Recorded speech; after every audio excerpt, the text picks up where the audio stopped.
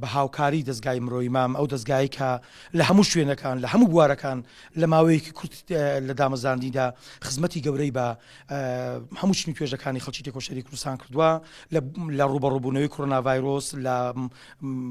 هاوکاری مرۆیی لە هەموو بوارەکاندا و ئێستاش وەرزش کە هەستا بوو بە دابینکردن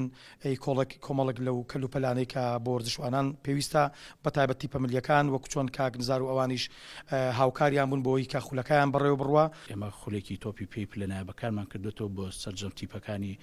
شاری سلەیمانی لە دوای گفتوگۆکردن لەگەڵ دەستگای مرۆیی مام زۆر بە خۆشحاڵیەوە کە ئەوانیش پێیان باش بوو ئەوانیش هاوکاری تیپە ملیەکان بکەن لە ڕێگەی ئێمەوە ئیمڕۆ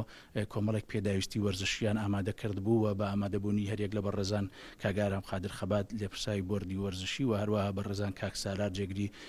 لێپرساوی مەڵبەند و کاک ئەدیب و برادرانی دەستگای مرۆیی مام هەموو ئەو پێداویستی وەرزشیانەمان دابش کرد بەسەر سەرچەم تیپە ملیەکان و بە سوپاسەوە بۆ هەموو ئەو برادرانی کە ئامادە بوون. مەوەک لیژنەی تیپە ملیەکانی سلێمانی